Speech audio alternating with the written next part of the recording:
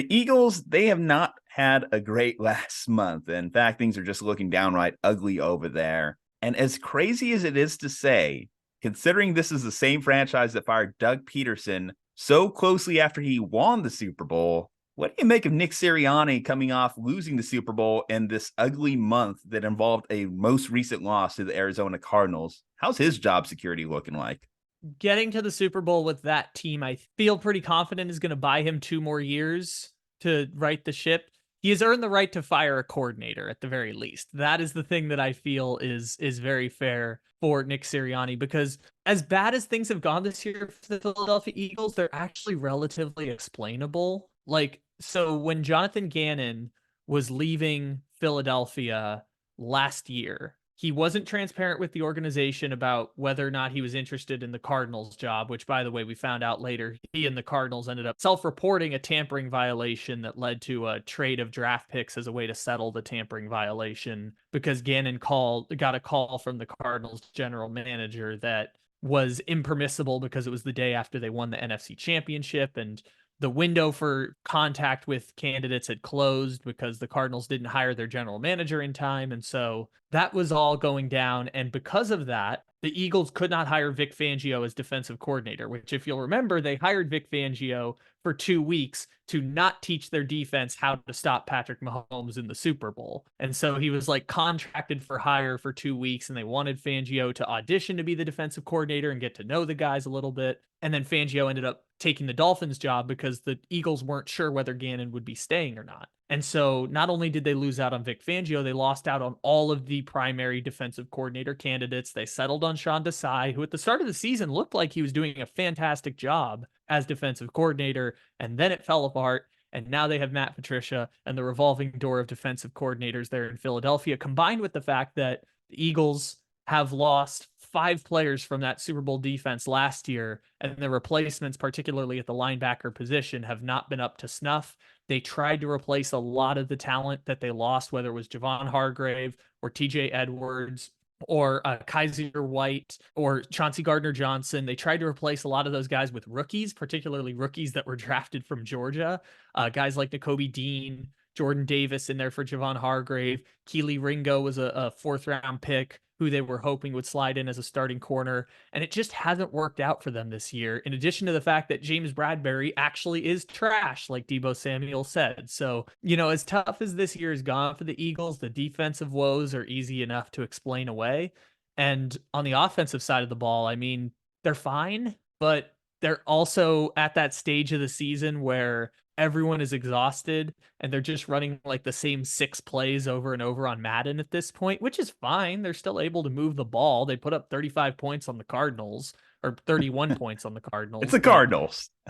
yeah, that's the thing. It's the Cardinals. The defense is the thing that's letting them down this year. The defense is the reason why they won't make a deep playoff run. And, I guess Sirianni's not in charge of the defense, so I guess I give him a pass there, but obviously he's the head coach, so there is a level of oversight there. It is funny because I remember watching the Sunday night football game when they played Miami, and the announcers were calling him like the heartbeat of the city. Philadelphia sports fans on Twitter were talking about him like, we love him. He's our coach. He's our guy. But after the Cardinals lost, you go to like Philadelphia Eagles Twitter, and it's just a mess of like fire Sirianni comments and comments saying, okay, we should move on, because they're upset at him. Not only obviously they couldn't retain their coordinators, but obviously the replacements at coordinator, because Brian Johnson, his name was coming up for like head coaching opportunities. But now if you like look at like where the heartbeat of like the hiring cycle is, Brian Johnson, now it kind of feels very Brian Leftwichy,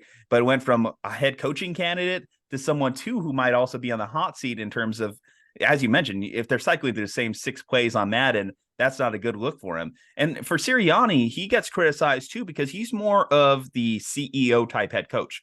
He's not doing any play calling. He's just hiring. He's just making sure the personnel is right. He's motivating his players. He's doing all the stuff, typically we associate with like a Mike Tomlin, for example. So like for him, like it just puts you in a more vulnerable position, because if things go wrong, it becomes a what exactly do you do here situation. And, yes, this is still a double-digit win team in the Philadelphia Eagles. Obviously, they accrued a lot of their wins early in the season. They had some massive amounts of luck when we really talk about it, similar to last year's Minnesota Vikings team. You kind of wonder if they're both in the same ilk in terms of like how we should talk about them. Or even you go back a couple years ago to that Pittsburgh Steelers team that, yeah, they won double-digit games, but obviously they got exposed in the playoffs. You kind of like wonder, is this Philadelphia Eagles team basically exact carbon copies of that Viking squad and that Steelers squad? In fact, I think if I asked you this probably a couple weeks ago, and we talked about this a little bit more in another video as well, but if I told you they were going to go to the NFC South division winners home, you had said they still probably had what, a 80% chance of victory, 90% chance of victory. Now that it looks like they're going to Tampa, what do you think the Philadelphia Eagles' chances of winning that game really are? I said 2 weeks ago, ahead of the curve, that Tampa Bay would beat Philadelphia in a playoff game on their home field. And granted, it looked like it was going to be Dallas beating the crap out of Tampa again for a second year in a row. But fortunately, the Eagles dropped a game to the Cardinals at home. And so now the Eagles get to go to that playoff spot in the 5 seed. What if I asked you directly after the Niners game? Just after the Niners game, not after everything else that happened there, but just after the Niners game.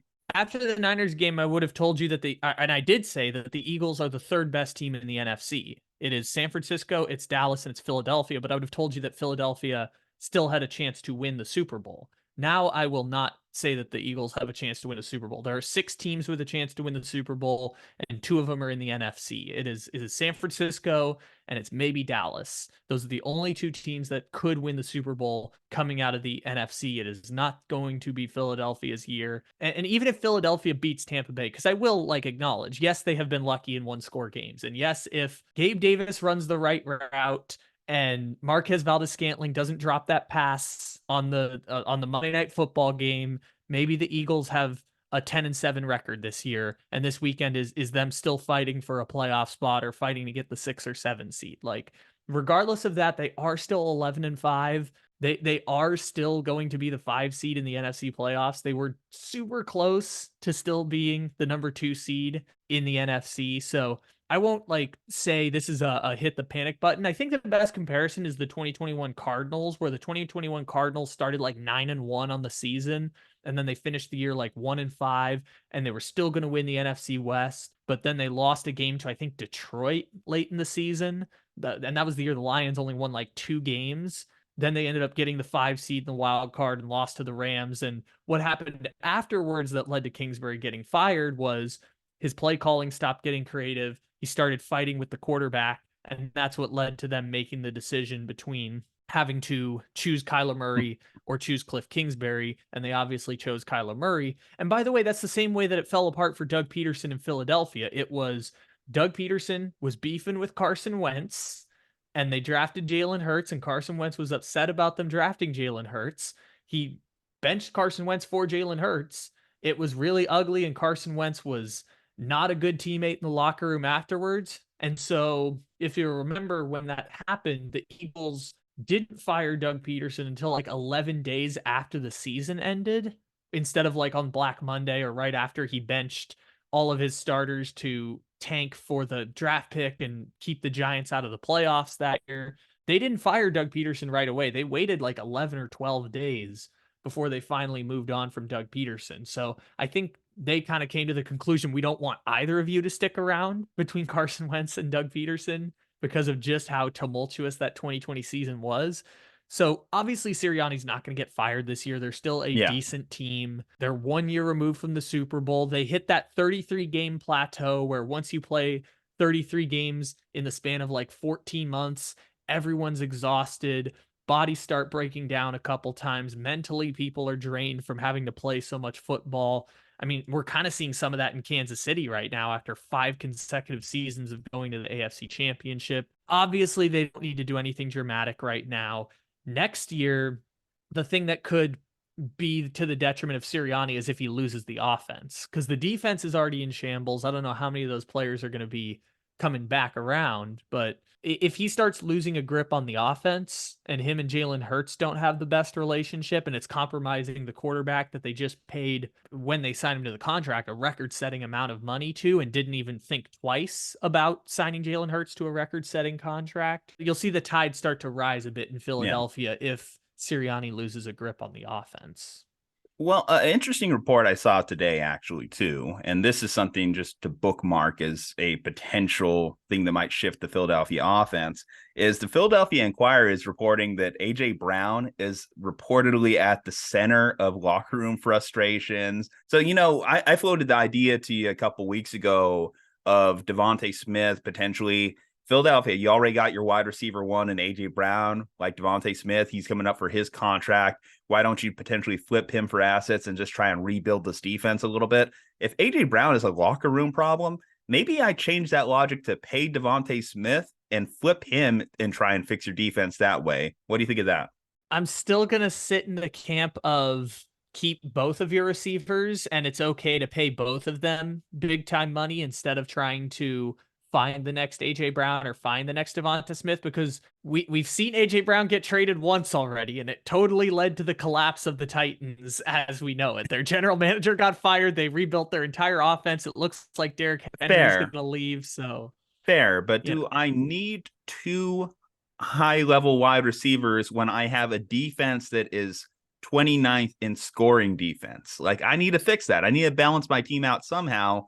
And obviously, I am on 11-5 team, so I'm not going to be at the top of the draft to necessarily do that to get a high level defender that's going to fix the secondary. Obviously, we talk about replacing Bradbury or something, for example, or gaining a high level pass rusher or a high level linebacker, which, I know that Howie Roseman, his logic has always been to punt at linebacker, but maybe that's time to flip that. Maybe I need to go in there and get my Devin White, my Micah Parsons. The only way you're going to do that is to be at the top of the draft or to have more draft picks, more bites at the apple, so they say. And again, it's just like, if you already have one, do you need the second one? I mean, you also are paying Dallas Goedert there to be another top level receiving option for you as well. Do I need three?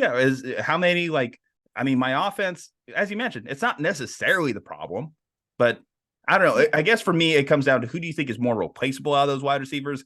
But there's the intangible aspect of A.J. Brown is truly causing issues. And we've seen that. We've seen some blowups on the sidelines, too, between him, the coordinators, even Jalen Hurts, which you typically don't like to see those blowups between your wide receiver and your quarterback. well, this is the thing about the Eagles, though, is that they shouldn't have to move off of one of these key players just to compensate for some bad mistakes in the other direction. But how do you fix it? Well, this is the thing that's interesting with the Eagles, because you talk about they need to stack the shelf and refill the cabinet on the defensive side of the ball. I mean, they had a free Jalen Carter the year after making the Super Bowl. They got the number one graded prospect, according to some people, in the draft class the year after making it to the Super Bowl. Like, that is a gift from God to help out your defense and supplement. No one's talking about their successes. defensive line. People are talking about their back seven. Their back seven is the issue. Yeah. We need to fix that. And typically, you're not fixing that with just a bunch of 6-round DBs. No, and Howie Roseman has made some mistakes here. I mean, Nakobe Dean is supposed to be the linebacker who fills in there and makes an impact, and it just hasn't happened for him the way it did in college. They picked Keely Ringo, and I mean, he's only a rookie, so there's a chance that he could step into that role. They drafted Sidney Brown, the safety, in the 3rd round this year, and obviously he had the pick 6 against the Cardinals that was super helpful, but people aren't talking about him like an impact player on that defense. Like, they still have their 1st round pick this year, so I think them drafting a linebacker seems like a reasonable choice there. Even if you go out and get like Kaiser White, who's over there in Arizona, or you go and get Chris Barnes or something like that, and just do something to try and change up the room. Like, I don't think you have to make the dramatic move of like, we are exchanging in our star wide receiver to try and draft a star linebacker in the 1st round. Like, I mean, we don't see this often, but like, star for star, A.J. Brown, Patrick Surtain, straight up, yay or nay? I would say nay, but it's not unreasonable. If it's that much of a problem with AJ Brown, I think you start to think about it the same way that Buffalo started to think about the Stephon Diggs stuff this offseason and might revisit the Stephon Diggs departure coming up here at the end of this season. But I wouldn't do anything dramatic yet, especially when you got AJ Brown essentially as like a bonus for getting rid of Carson Wentz, because they traded Carson Wentz to the Colts.